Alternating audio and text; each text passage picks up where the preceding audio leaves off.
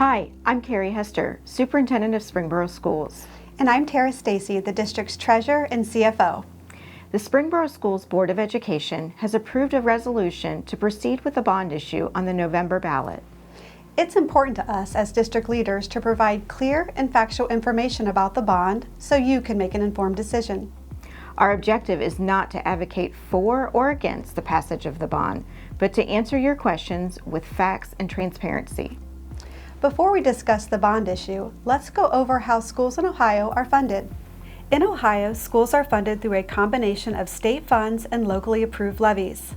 Each type of levy is defined by law and can only be used for certain purposes. Operating levies provide funding for day-to-day operations such as staff salaries, contracted services, classroom supplies, and utilities. Operating levy types include current expense, emergency, and substitute levies. Permanent improvement or PI levies can only be used for items or projects with a useful life of 5 years or more and cost at least $500, such as technology, equipment, buses, and building repairs.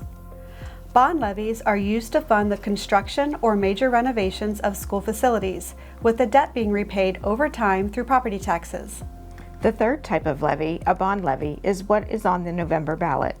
The proposed 2.8 mil bond levy includes a new pre-K through second grade elementary school on the Easton Farm site, classroom additions and cafeteria improvements at the junior high, a new multi-use athletics complex at the high school, and various other improvements district-wide.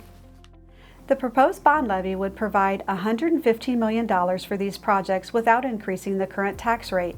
As treasurer, a common question I receive is, how is this possible?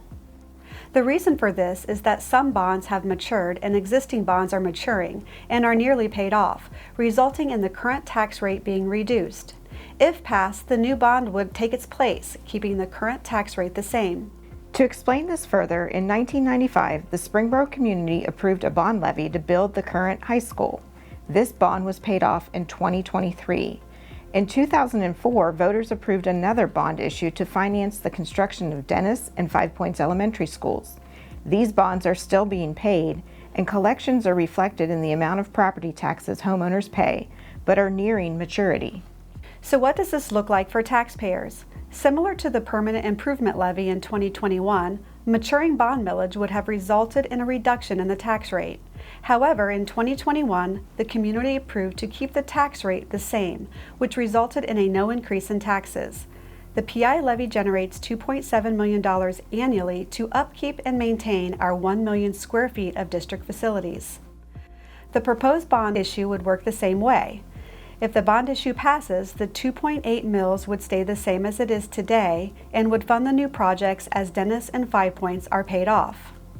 If the bond issue does not pass, the bond millage would begin to roll back, which would result in a reduction in taxes. In January, a reduction of 1 mil would result in a savings of $2.92 per month per 100,000 of assessed home value. In 2032, the remaining 1.8 mils would drop off, resulting in an additional monthly savings of $5.25 per 100,000 of assessed home value. In total, by 2032, this would result in a savings of $8.17 each month per 100,000 of assessed home value.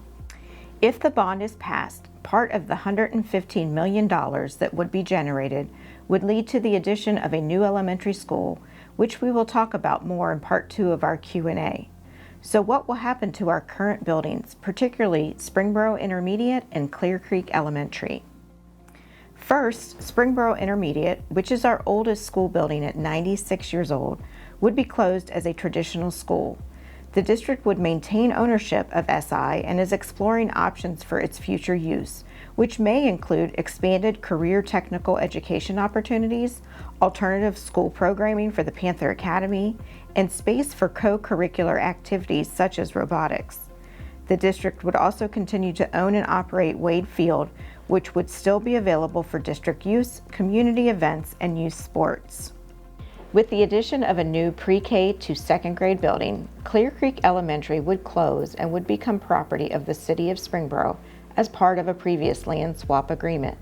Clear Creek is our second oldest building at 57 years old.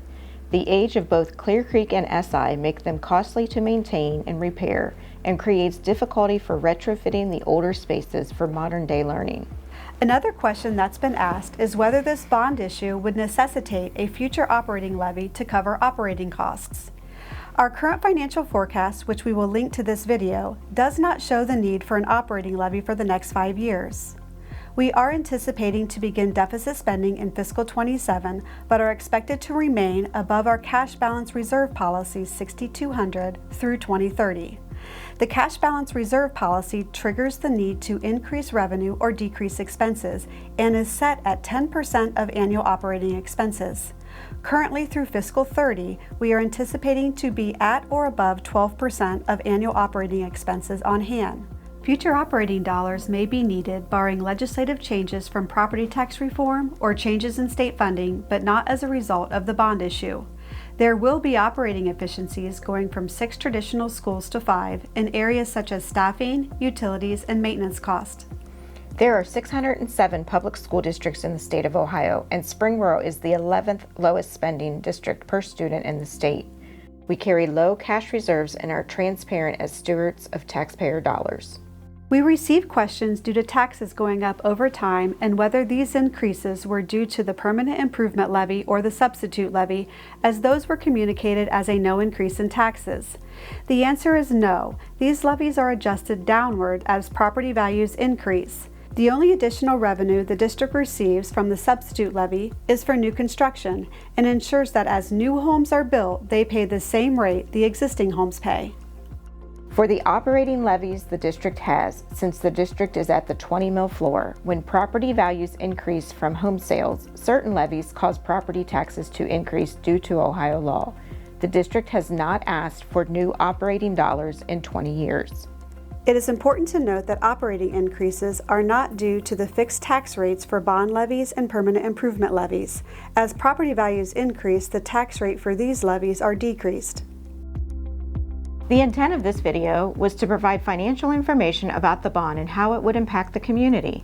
In our next video, we will go through the proposed projects included in the bond and provide more specifics around them.